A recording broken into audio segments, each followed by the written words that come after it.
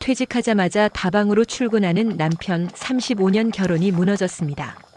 남편이 퇴직하던 날 저는 미역국을 끓였어요. 여보, 고생했어. 이제 푹 쉬어. 35년 동안 가장으로 일한 사람이니까요.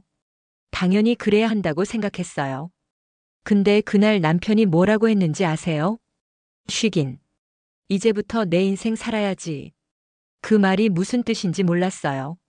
그때는 한 달 뒤 저는 남편이 매일 출근하는 곳을 알게 됐습니다. 회사가 아니었어요. 동네 다방이었어요. 거기 52살 마담한테 퇴직금을 갖다 바치고 있었어요. 35년이에요.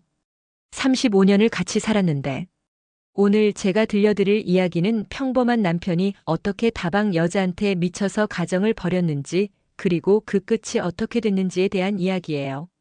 끝까지 들어주세요. 분명 주변에 이런 분 계실 거예요. 어쩌면 지금 겪고 계신 분도 있을 거고요.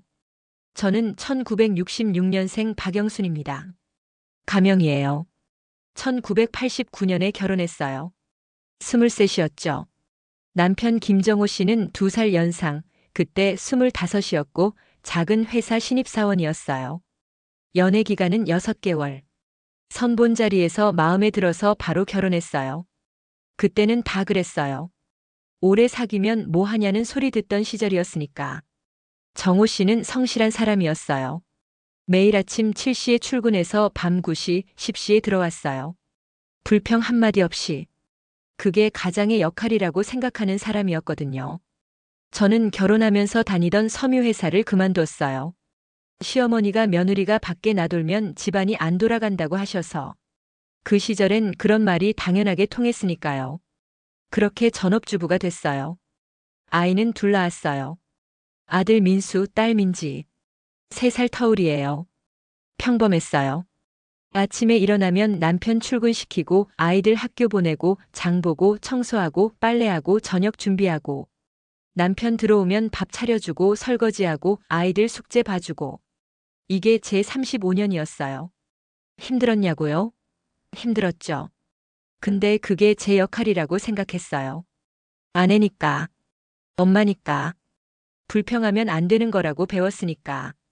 정호 씨도 나름 괜찮은 남편이었어요. 월급 꼬박꼬박 갖다 줬고 술 먹고 행패 부린 적 없고 바람 핀 적도 없었어요. 적어도 제가 아는 한. 사랑했냐고요? 글쎄요. 사랑이 뭔지 생각해 본 적 없어요. 그냥 같이 사는 거였어요. 35년 동안. 그게 결혼인 줄 알았어요. 2024년 3월 남편이 퇴직했어요. 정년퇴직이었어요. 62세. 35년 넘게 한 회사에서 일했어요. 대리에서 시작해서 부장까지. 임원은 못 됐지만 그래도 성실하게 다녔죠. 퇴직금으로 1억 2천만 원 받았어요. 많다면 많고 적다면 적은 돈이었죠. 35년 일한 대가치고는 퇴직하던 날 제가 미역국 끓이고 소고기 구웠어요. 여보, 고생 많았어. 이제 좀 쉬어. 정호 씨가 소주 한 잔 마시더니 이렇게 말했어요. 쉬긴 뭘 쉬어. 이제부터 내 인생 살아야지. 그때는 그냥 그런가 보다 했어요. 퇴직하고 뭔가 하고 싶은 게 있나 보다. 등산이라도 다니려나. 낚시라도 배우려나. 근데 달랐어요. 퇴직하고 일주일쯤 됐을 때 남편이 아침에 일어나더니 나가려고 하더라고요. 어디가? 응, 친구 만나. 아침부터? 약속 있어. 그렇게 나가더니 저녁 때 들어왔어요. 다음 날도 그랬어요. 그 다음 날도. 거의 매일 아침에 나가서 저녁에 들어왔어요. 맨날 어디 가는 거야? 친구들 만나. 퇴직한 사람들 모임 있어. 그러려니 했어요. 퇴직하고 심심하니까 친구들 만나는 거겠지. 근데 이상한 점이 생기기 시작했어요. 남편이 외모에 신경을 쓰기 시작한 거예요. 평생 아무 데서나 옷 사입던 사람이 갑자기 백화점 가서 옷 사더라고요. 머리도 염색했어요. 새치가 많았는데 까맣게 물들이더니 매일 왁스 바르고. 갑자기 왜 그래? 퇴직했으니까 관리 좀 해야지. 늙어 보이면 안 되잖아. 이상하다 싶었어요. 근데 대수롭지 않게 넘겼어요. 퇴직하고 뭔가 달라지려는 거겠지. 그게 실수였습니다. 퇴직하고 한 달쯤 됐을 때였어요. 저녁에 밥 먹다가 남편이 갑자기 그러더라고요. 영순아, 우리 인생 재미없지 않아? 뭐가? 그냥 맨날 똑같잖아. 아침에 일어나면 뭐 하는지 뻔하고 저녁에 뭐 먹는지 뻔하고. 그 말이 좀 거슬렸어요. 뭐가 재미없어? 우리 잘 살고 있잖아. 애들도 잘 컸고 집도 있고 아픈 데도 없고. 그니까 그게 재미없다는 거야. 변화가 없잖아. 이렇게 늙어가는 거야? 변화가 없다고요? 저는 35년 동안 매일 새벽 6시에 일어났어요. 남편 도시락 싸주고 아이들 밥 먹이고 집안일하고. 변화 없이 똑같은 하루를 반복한 게 제 잘못이에요? 그럼 뭐 어쩌자고? 여행이라도 갈까? 여행 가봤자 며칠이야. 돌아오면 똑같아. 남편이 한숨을 쉬더니 이렇게 말했어요. 난 뭔가 자극이 필요해. 살아있다는 느낌. 자극이요. 살아있다는 느낌이요. 그 말이 무슨 뜻인지 그때는 몰랐어요. 그때부터 이상한 일이 생기기 시작했어요. 남편이 퇴직금 통장을 자기가 관리하겠다고 했어요. 그 돈 내가 맡을게. 노후 자금으로 잘 굴려볼게. 35년 동안 제가 집안 살림을 했거든요. 월급 들어오면 제가 관리하고 남편한테 용돈 주는 식으로. 근데 퇴직금은 자기가 맡겠대요. 이상하다 싶었지만 그냥 넘겼어요. 평생 일한 사람이니까 본인 돈 본인이 관리하겠다는데 뭐라고 하겠어요. 근데 한 달 뒤에 생활비 달라고 했더니 남편이 100만 원만 주더라고요. 이게 다야? 평소에 150만 원씩 줬잖아. 요즘 물가가 올라서. 아꼈어. 아껴 쓰라고요? 물가가 올랐으니까 더 줘야 하는 거 아니에요? 의심이 생기기 시작했어요. 남편 몰래 퇴직금 통장 잔액을 확인했어요. 공인인증서는 제가 알고 있었거든요. 1억 2천만 원 있던 돈이 8천만 원으로 줄어 있었어요. 석 달 만에 4천만 원이 빠진 거예요. 심장이 덜컥 내려앉았어요. 이 돈 어디 쓴 거야? 저녁에 남편한테 물었어요. 남편 얼굴이 굳더라고요. 뭘 봤어? 통장. 4천만 원이 없어졌던데? 그건 투자했어. 주식. 주식? 주식 한 번도 안 해본 사람이? 퇴직하고 공부했어. 요즘 유튜브 보면 다 나와. 거짓말인 거 알았어요. 남편 눈이 피하고 있었거든요. 근데 그때는 증거가 없으니까 더 추궁을 못했어요. 그게 두 번째 실수였습니다. 진실을 알게 된 건 우연이었어요. 동네 마트에서 장을 보는데 오랫동안 못 본 이웃집 아주머니를 만났어요. 김순희 씨라고 예전에 같은 아파트 살 때 친하게 지냈던 분이에요. 어머, 영순 씨. 오랜만이야. 언니, 어쩐 일이야? 반가워서 커피 한잔 하자고 했어요. 카페에 앉아서 이런저런 얘기하다가 순희 씨가 조심스럽게 말했어요. 영순 씨, 근데 정호 씨 괜찮아? 응? 왜? 아니, 그냥 내가 괜히 말하는 건가? 표정이 이상했어요. 뭔가 알고 있는 눈치였어요. 언니 뭔데? 말해봐. 그게 우리 남편이 그러는데 정호 씨가 요즘 다방에 다닌다더라. 다방이요? 다방? 무슨 다방?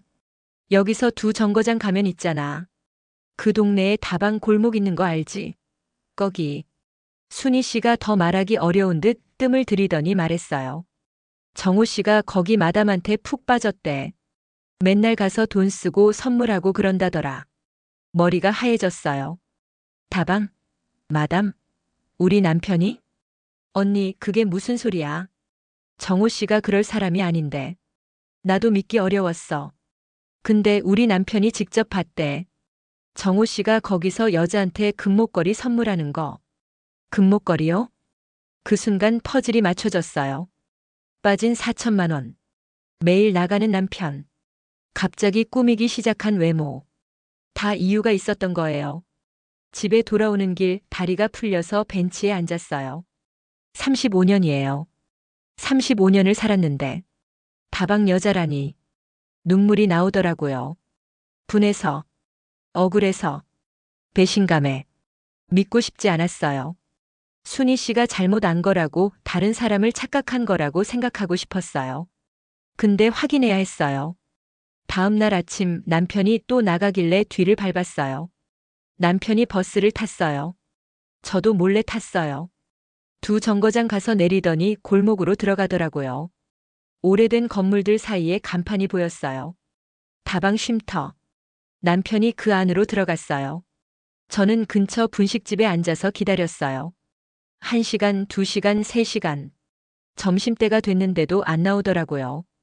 결국 제가 들어갔어요. 문을 열고 들어가니까 어두컴컴한 실내에 테이블이 몇 개 있었어요. 그리고 구석자리에 남편이 앉아 있었어요.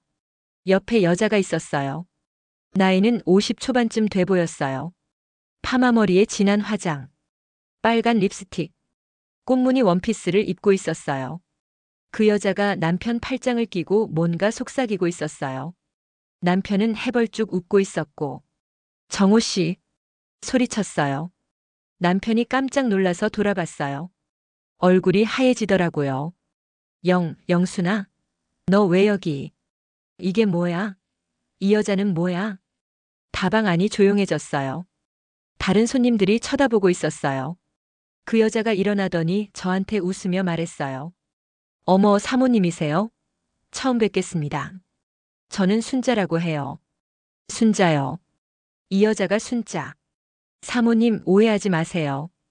저는 그냥 정호 사장님 말벗이에요. 외로우신 것 같아서 제가 옆에서 이야기 상대해드리는 거예요. 말벗이요? 팔짱 끼고 속삭이는 게 말벗이에요? 여보, 나가서 얘기하자. 남편 손을 잡아 끌었어요. 남편은 멍한 표정으로 따라왔어요. 다방 밖으로 나왔어요. 골목에 서서 남편 얼굴을 똑바로 봤어요. 솔직히 말해. 이게 뭐야? 남편이 한숨을 쉬더니 이렇게 말했어요. 미안해. 미안하대요. 35년 살고 미안해 한마디래요. 그날 저녁 집에서 마주 앉았어요. 저는 남편한테 다 털어놓으라고 했어요. 처음부터 다 말해. 그 여자 언제부터 만났어? 돈은 얼마나 썼어? 남편이 고개를 숙이고 말하기 시작했어요. 퇴직하고 일주일쯤 됐을 때였어. 친구들이 한잔하자고 해서 나갔는데 거기 다방이 있었어. 그냥 커피 한 잔 마시자고 들어갔는데 거기서 그 여자 만난 거야? 응. 순자가 내 옆에 앉아서 말을 걸더라고. 사장님 많이 피곤해 보이세요. 무슨 고민 있으세요? 이러면서 남편이 말을 이었어요. 집에서 너한테 그런 말 들어본 적 없잖아. 35년 동안 피곤해 보인다는 말 한 번도 안 했잖아. 그 말에 억울했어요. 내가 안 했다고? 매일 밥 차려주고 빨래해주고 집 치워준 게 피곤해하지 않은 거야? 그건 달라. 순자는 날 남자로 대접해줘. 내 얘기를 들어줘. 넌 맨날 잔소리만 하잖아. 잔소리요? 내가 언제 잔소리했어? 늦게 들어오면 밥 데워줬지, 옷 사달라고 조른 적 있어? 뭘 해달라고 한 적 있어? 그게 잔소리야. 밥 먹어라, 씻어라, 일찍 자라. 그게 다 잔소리라고. 기가 막혔어요. 35년 동안 남편 건강 챙긴 게 잔소리래요. 그래서? 그 여자한테 돈 얼마나 썼어? 남편이 뜸을 들이다가 말했어요. 5천만 원쯤. 5천만 원이요? 5천만 원? 석 달 만에 5천만 원을 다방 여자한테 썼다고. 다 쓴 건 아니야. 순자가 가게 운영하는데 힘들다고 해서 좀 빌려줬어. 나중에 갚겠대. 빌려줬대요. 다방 마담한테 돈을 빌려줬대요. 그게 빌려준 거야? 그건 뜯긴 거라고. 뜯긴 거 아니야. 순자는 진심이야. 나를 좋아해. 이 사람이 완전히 미쳤구나. 62살에 정신을 놓은 거예요. 정호 씨, 정신 차려. 그 여자는 당신 돈 때문에 친절한 거야. 돈 떨어지면 쳐다도 안 볼 여자라고. 아니야. 순자는 달라. 진짜 날 좋아해. 소리를 지르더라고요. 35년 살면서 저한테 소리 지른 적 없는 사람이. 그 순간 알았어요. 이 사람은 이미 돌아올 수 없는 데까지 갔구나. 며칠 뒤에 순희 씨한테 연락했어요. 그 순자라는 여자에 대해 더 알아봐 달라고. 순희 씨 남편이 그 동네 사정을 좀 안다고 해서요. 일주일 뒤에 순희 씨가 전화했어요. 영순 씨, 나 알아봤어. 응, 말해봐. 그 순자라는 여자 본명은 김순자. 52살이야. 이혼 2번 했대. 이혼 2번이요. 첫 번째 남편은 도박빚 때문에 헤어졌고 두 번째 남편은 그 여자 바람 때문에 헤어졌대. 바람 때문이요. 그리고 그 다방에서 일한 지 10년 넘었는데 그동안 당한 남자가 한둘이 아니래. 당했다니? 돈 뜯기고 버림받은 남자들. 퇴직금 날린 사람, 집 팔아서 갖다 바친 사람도 있대. 그 여자 수법이 늙었대. 처음엔 엄청 잘해주다가 돈 떨어지면 다른 남자한테 가고. 소름이 돋았어요. 우리 남편도 똑같이 당하고 있는 거였어요. 고마워, 언니. 내가 어떻게든 해볼게. 전화 끊고 생각했어요. 이걸 남편한테 말해야 하나? 말해봤자 믿을까? 결국 말했어요. 순자 전적을. 다른 남자들한테 했던 짓을. 남편 반응이 어땠는지 아세요? 거짓말이야. 다 질투해서 그러는 거야. 순자는 그런 여자 아니야. 안 믿더라고요. 눈앞에 증거를 들이밀어도 안 믿었어요. 그때 깨달았어요. 이건 논리의 문제가 아니구나. 이 사람은 미친 거구나. 홀린 거구나. 52살 다방 마담한테 62살 남편이 홀린 거예요. 더 이상은 안 되겠다 싶었어요. 남편한테 선택하라고 했어요. 정호 씨, 나랑 살 거야. 그 여자한테 갈 거야. 둘 중 하나 골라. 남편이 저를 보더니 이렇게 말했어요. 영순아, 왜 이렇게 극단적이야? 순자는 그냥 친구야. 오해하지 마. 친구한테 5천만 원 줘? 친구한테 금목걸이 사줘? 친구 팔짱 끼고 다녀? 그건 선택해. 지금. 그 여자 안 만나겠다고 약속하면 없던 일로 할게. 근데 계속 만나겠다면 나 이혼할 거야. 이혼이라는 말에 남편이 움찔했어요. 이혼? 내가? 응. 나 35년을 살았는데 이혼한다고. 그게 말이 돼? 35년 산 마누라 두고 다방 여자한테 빠진 게 말이 돼? 남편이 아무 말 못하더라고요. 일주일 줄게. 일주일 안에 대답해. 방으로 들어가서 문을 닫았어요. 그날 밤 잠이 안 왔어요. 35년이에요. 35년을 같이 살았는데 이렇게 끝나는 건가? 근데 이상하게 슬프지 않았어요. 오히려 시원했어요. 그동안 속으로 삼켜왔던 게 터져 나오는 것 같았어요. 일주일 뒤 남편이 거실로 나왔어요. 영순아, 할 말 있어. 응, 말해. 남편이 저를 똑바로 보더니 말했어요. 이혼하자. 뭐라고요? 미안해. 근데 나 순자 못 포기해. 이 사람이 진짜로 그 말을 했어요.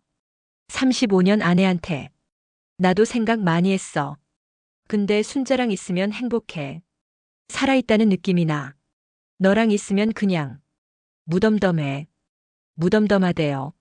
35년 동안 밥 해주고 빨래해주고 아이들 키운 게 무덤덤한 거래요. 순자랑 새 출발하고 싶어. 미안하지만. 기가 막혔어요. 근데 울지 않았어요. 알았어. 이혼하자. 남편이 좀 놀란 것 같았어요. 제가 바로 승낙할 줄 몰랐나 봐요. 근데 조건 있어. 조건? 재산 분할 제대로 해. 35년치 가사노동 다 계산해서 받을 거야.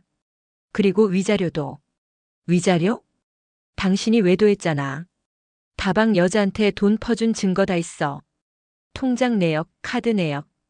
필요하면 법적으로 갈 거야. 남편 얼굴이 굳었어요. 그리고 애들한테도 다 말할 거야. 아빠가 왜 이혼하는지. 애들한테는 말하지 마. 왜? 부끄러워?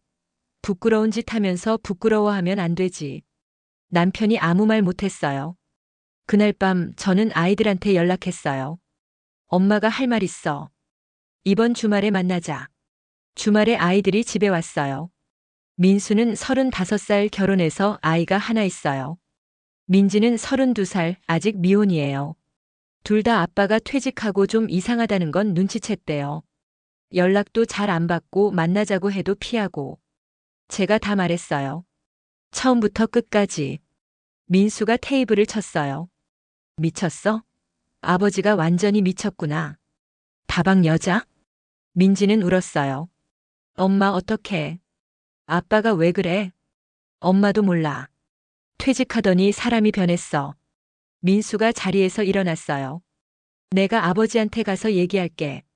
정신 차리라고. 소용없을 거야. 이미 다 해봤어. 그래도 해야지.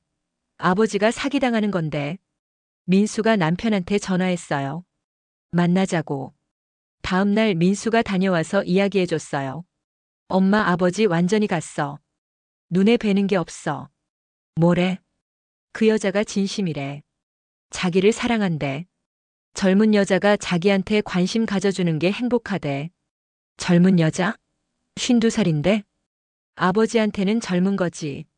10살 어리니까. 민수가 한숨을 쉬더니 말했어요. 엄마 이혼해. 저런 아버지 필요 없어. 민지도 고개를 끄덕였어요. 엄마 우리가 도와줄게. 엄마 혼자 안 둘 거야. 그 말에 눈물이 났어요. 아이들이 내 편이 돼주는구나. 고마워. 엄마 잘할게. 이혼은 쉽지 않았어요. 남편이 재산 분할해서 버텼거든요. 내가 번 돈인데 왜 반을 줘야 해? 어이가 없었어요. 35년 동안 집안일 한 거 공짜야? 애들 키운 거 공짜야? 당신이 회사 다니는 동안 누가 집 지켰는데? 변호사를 만났어요. 아들 민수가 여성 전문 이혼 변호사를 소개해줬어요. 변호사가 그러더라고요. 사모님 35년 가사노동 인정됩니다. 그리고 남편분이 외도의 재산 탕진까지 했으니 위자료도 받으실 수 있어요. 증거를 모았어요. 퇴직금 통장 내역, 카드 결제 내역, 다방 출입 기록. 순희 씨 남편한테 부탁해서 남편이 순자한테 선물하는 사진도 확보했어요. 6개월 걸렸어요. 결국 남편이 합의에 동의했어요. 법정 가면 더 불리하니까. 아파트 60%, 남은 퇴직금의 절반, 위자료 3천만 원. 58살에 다시 혼자가 됐어요. 이혼하고 남편은 순자한테 갔어요. 순자네 집에서 동거를 시작했대요. 민수가 나중에 알려줬어요. 아버지 순자네 집에서 산대. 가정부처럼 집안일 하면서. 가정부요? 순자가 가게 바쁘다고 아버지한테 청소, 빨래, 밥 다 시킨대. 아버지가 살림하는 거야. 기가 막히더라고요. 35년 동안 저한테 밥 한 번 안 해준 사람이 다방 마담한테는 살림을 해주고 있대요. 불쌍하지는 않아, 엄마. 아니, 자기가 선택한 거잖아. 진짜 불쌍하지 않았어요. 본인이 원해서 간 거니까. 근데 한편으로는 허무했어요. 35년이 그렇게 끝났구나. 이혼하고 처음 며칠은 이상했어요. 30년 넘게 살던 아파트인데 남편 없으니까 너무 조용하더라고요. 아침에 일어나도 밥 차릴 사람이 없고 저녁에 뭘 해먹을지 고민 안 해도 되고. 처음엔 허전했어요. 근데 일주일쯤 지나니까 편하더라고요. 제가 먹고 싶은 거 먹고 보고 싶은 TV 보고 자고 싶을 때 자고. 35년 동안 남편 눈치, 시댁 눈치 보며 산 게 다 사라진 거예요. 아, 이게 자유구나. 그 생각이 들었어요. 민지가 주말마다 와서 같이 밥 먹었어요. 엄마 표정 좋아졌어. 그래? 응. 아빠 있을 때보다 얼굴이 펴졌어. 그 말 듣고 거울 봤어요. 정말 달라져 있더라고요. 주름은 그대로인데 눈빛이 살아있었어요. 혼자 살기 시작하면서 뭔가 해보고 싶어졌어요. 58살 늦었다고 생각할 수도 있죠. 근데 저는 이제 시작이라고 생각했어요. 35년 동안 남 뒷바라지만 했으니까 이제는 내 인생 살아야죠. 일단 운동 시작했어요.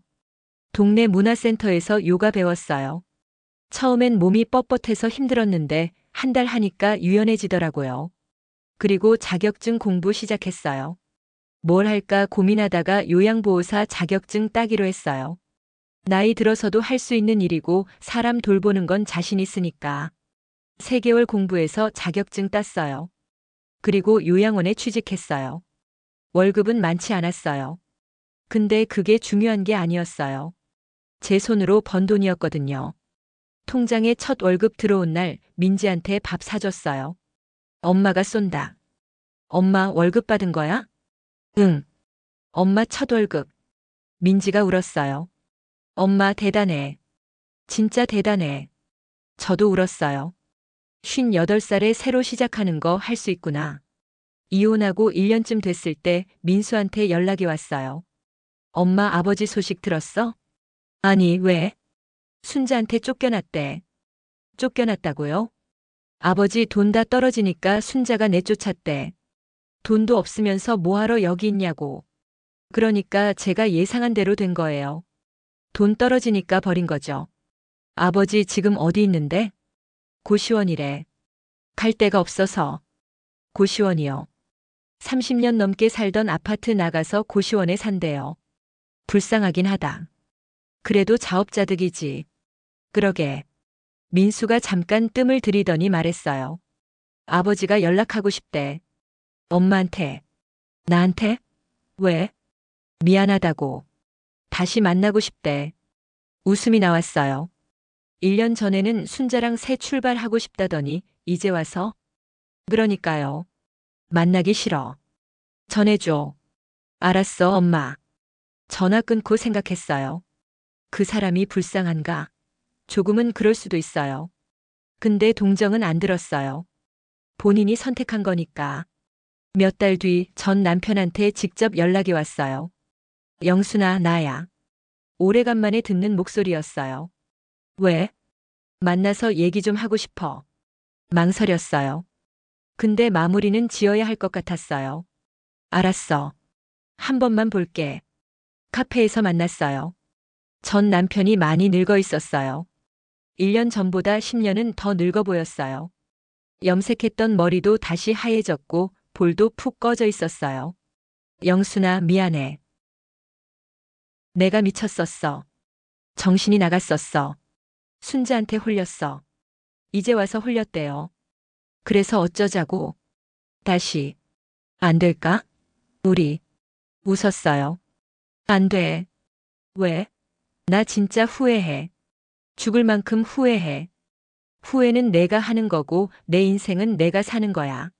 전 남편이 고개를 떨궜어요. 지금 나 행복해. 1년 전보다 훨씬 행복해. 당신 없이 사는 게 이렇게 편한 줄 몰랐어. 35년 동안 왜 그렇게 살았나 싶어. 전 남편이 아무 말 못하더라고요. 건강히 살아. 근데 나한테는 연락하지 마. 일어나서 나왔어요. 카페 문 열고 나오는데 가을 바람이 불더라고요. 시원했어요. 나 진짜 잘했다. 그 생각이 들었어요. 지금 저는 60살이에요. 이혼한 지 2년이 됐어요. 요양원에서 일하면서 혼자 살고 있어요. 작은 빌라 월세방이에요. 화려하지 않지만 제 공간이에요. 힘드냐고요? 솔직히 말하면 몸은 힘들어요. 요양원 일이 쉽지 않거든요. 어르신들 돌보는 거 체력이 필요한 일이에요. 근데 마음은 편해요. 아침에 눈 뜨면 오늘 뭐 할까 설레요. 일 끝나면 뭐 먹을까, 주말에는 어디 갈까. 혼자인데 외롭지 않아요. 요가 동호회 친구들이 생겼어요. 비슷한 나이대 사람들이라 통하는 거 많아요. 다들 사연 하나씩 있더라고요. 이혼한 사람, 사별한 사람, 혼자 사는 사람. 서로 위로해주고 같이 밥 먹고 수다 떨고. 그게 좋아요. 아이들도 자주 연락해요. 민수는 한 달에 한 번은 손주 데리고 와요. 민지는 매주 영상통화해요. 엄마, 요즘 표정 진짜 좋아졌어. 그래? 응. 2년 전이랑 다른 사람 같아. 거울 봤어요. 정말 달라져 있었어요. 주름은 더 늘었는데 눈빛이 달랐어요. 살아있는 눈빛. 얼마 전에 민수한테 전 남편 소식을 들었어요. 아버지 요양원 들어갔대. 요양원? 왜? 뇌졸중 왔대. 혼자 쓰러져 있다가 발견됐다더라. 62살에 건강하던 사람이 2년 만에 요양원 신세가 됐대요. 자식들이 돌봐야 하는 거 아니야? 형이랑 저도 얘기했는데. 솔직히 정 떨어졌어요, 엄마. 아버지가 우리한테 한 것도 있고. 민수 말도 이해됐어요.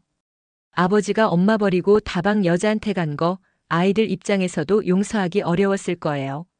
그래도 아버지잖아. 알아요. 그래서 요양원 비용은 대고 있어요.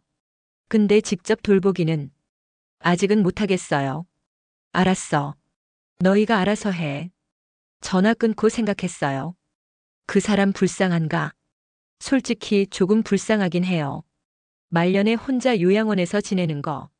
근데 제가 도와줄 생각은 없어요. 저도 제 인생 살아야 하니까. 동정은 할 수 있어도 다시 돌아갈 수는 없어요. 혹시 지금 비슷한 상황인 분 계세요? 남편이 이상한 데 빠진 것 같은데 확신이 없으신 분. 퇴직하고 남편이 달라져서 힘드신 분. 이혼하고 싶은데 나이 들어서 혼자 살 자신이 없으신 분. 제가 하고 싶은 말은 이거예요. 할 수 있어요. 저도 했어요. 58살에 이혼하고 처음으로 취업하고 혼자 살기 시작했어요. 무서웠어요. 35년 동안 전업주부만 했는데 뭘 할 수 있겠어 싶었어요. 근데 해보니까 되더라고요. 무서워도 한 발 내디디면 돼요. 그 한 발이 가장 어렵지만 그것만 하면 나머지는 따라와요. 그리고 기억하세요. 당신 인생은 당신 거예요. 남편 거 아니에요. 시댁 거 아니에요. 자식들 거도 아니에요. 당신 거예요. 그 인생을 누가 함부로 하면 안 돼요. 당신 스스로도 함부로 하면 안 되고요. 소중히 여기세요. 당신 자신을. 오늘도 저는 요양원에 출근해요. 어르신들 돌보면서 생각해요. 나도 저렇게 늙겠지. 근데 괜찮아. 후회 없이 살았으니까. 35년을 남한테 바쳤어요. 근데 남은 인생은 저한테 줄 거예요. 60살이면 아직 20년, 30년 남았잖아요. 그 시간 저를 위해 쓸 거예요. 여러분도 그러세요. 아직 늦지 않았어요. 지금부터 시작하면 돼요. 여기까지가 제 이야기였어요. 긴 이야기 들어주셔서 감사합니다. 혹시 비슷한 경험 있으신 분 댓글로 이야기 나눠주세요. 혼자가 아니에요. 저도 그랬고 많은 분들이 그래요. 그리고 아직 결정 못하고 망설이시는 분들. 괜찮아요. 천천히 하셔도 돼요. 근데 언젠가는 결정하셔야 해요. 그때 용기 내시길 바라요. 저는 응원할게요. 긴 영상 봐주셔서 감사합니다. 다음에 또 다른 이야기로 찾아올게요. 구독, 좋아요, 알림 설정 부탁드려요.